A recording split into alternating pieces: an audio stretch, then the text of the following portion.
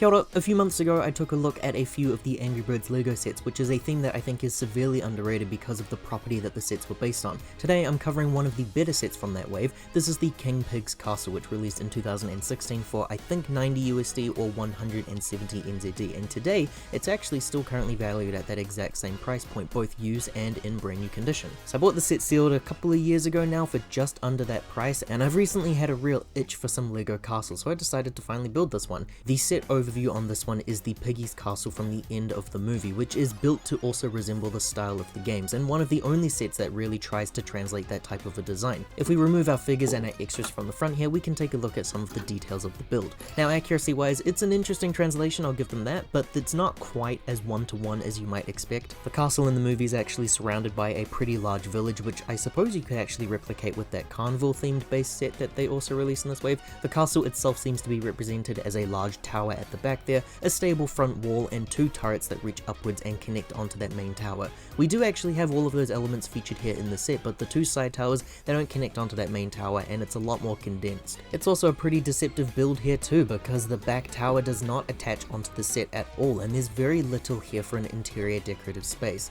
Our front entrance of the castle here features a few key items of detail here, with our left and right side covered with walls that extends that design. We have some sticker details of Leonard posing with some delicious eggs, and a piggy nose design which looks like it could be a switch to do something, but it's purely decorative here. Sticker designs for the entranceway as well, with designs that featured crown and pig's noses on brick-built movable doors. The base here has some jumper plates, which led me to thinking that something is supposed to be placed here. I thought maybe Mighty Eagle, but coincidentally enough, the slingshot catapult that you build in the set is just the right size to fit into this nice little space here, but I don't believe that this was intentional. Up top we've got some nice space for any of your minifigures to be standing, and the surrounding areas also feature more than enough space for your minifigures. Our right hand side features a rail system and some nice lavender coloured bricks here for some decorations. The rail is placed here for a boxcar design to come flying out of. There is a launching mechanism at the back there, and pressing it will send that glider flying. It's a fun little feature, and I always enjoy messing around with little gimmicky stuff like this. Directly above that hangar is a tower with some food on the inside, and a build that features some TNT crates, some balloons, and a nice little standing spot.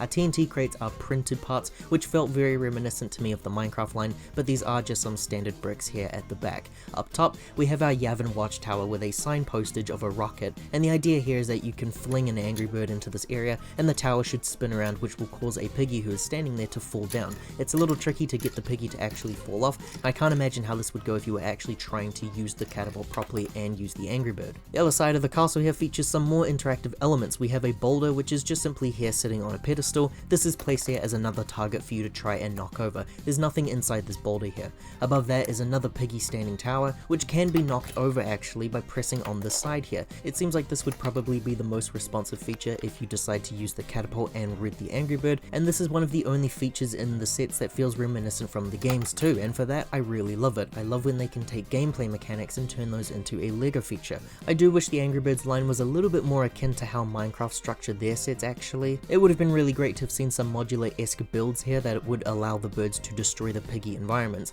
Here we can spin the set around to show off the interior, and unfortunately there's nothing really going on in here. We've got a small ladder at the hangar that leads to the flying box, and then if we follow the path onto the other side here, we have two different rooms. The lower floor there features a toilet, and the top floor just has some nice standing room for our minifigures. The final inclusion for the main build here is the back tower, which features a really fun play feature and some more sticker details. We have banners of a knife and a fork, which are here on the lower floor near that cooking pot. At the back here we have a small recreational area with some seating arrangements and some food on this table. Up above and back to the front we have a standing platform, which is a pretty good area for Leonard to be placed. This whole section here uses window pieces and little cubbies to help build out the idea of scale for the castle, and it doesn't really work for me since I understand the size comparison of the figures here, but I do appreciate that effort. Another detail I like is the boulder that's been used in part of the main structure here, which helps to add some dynamic design to the rocky foundations. We follow the slides and chutes up to the top, which leads us to the golden crown. We've got some more balloons here, some gems and some gold noodles, and a boulder with some eggs inside. I've placed those in there for safekeeping. That's because these eggs are supposed to be placed on the play feature here, and it can be really rough moving this thing around and having those eggs on the loose.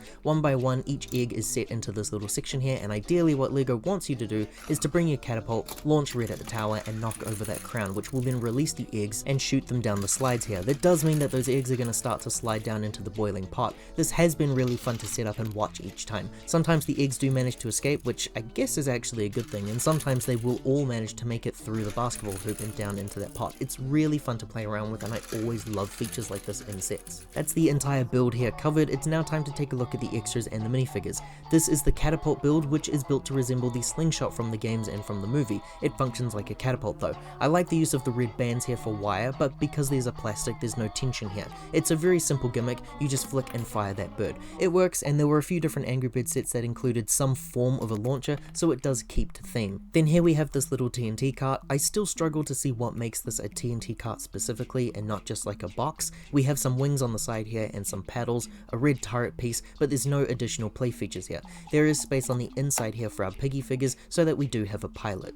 Our first minifigure here is Red. He is the lead of the movie and released in most of the sets throughout the theme, but I've mentioned all of this before while covering the theme. I believe every figure was exclusive because the prints were all unique to their specific sets. Same molds that are used across all of the sets, but the prints were the ones that were unique. Red here features some battle damage, which I think is something that we don't really get a whole lot of these days, which makes it pretty cool to see it here.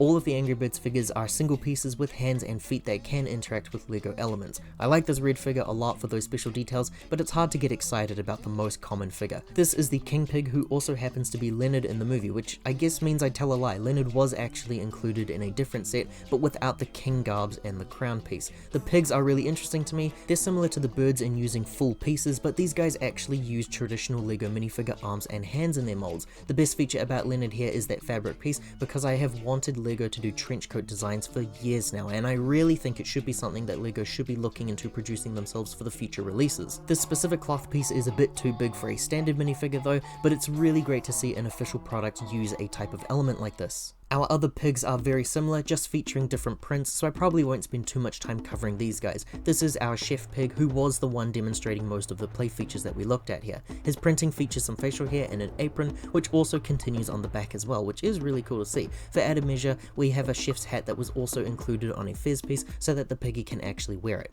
This is the Foreman Pig, who is traditionally seen as apparently the secondary antagonist of the games. This guy features a really nice Ron Swanson type mustache and some nice features like big bushy eyebrows and an open mouth expression. The same pros as before, but a double-edged sword feature in this specific theme was the lack of standard vanilla designed piggies. Most of the pigs here featured something really unique about them, which meant that they were all worth seeking out because they all stood out from one another, but it meant that we only had a small handful of pigs with no distinguishable features. And this is the big guy here, Mighty Eagle, who acts as this theme's big fig. He is one full piece with his body and his head, and he uses the eagle wings pieces, but I think these parts might have only ever been used in this set, or at least only here in this color. It's a really great addition to this group, nice big fig and an exclusive figure as well. Instructions for this set come in the bigger booklet with some of the box art printed on the front here. Inside we have a standard set of instructions, and the back of the manual shows us some of the images of the set all built up, a step-by-step guide on how to fire your catapult, and an advertisement for checking out the website. Unfortunately,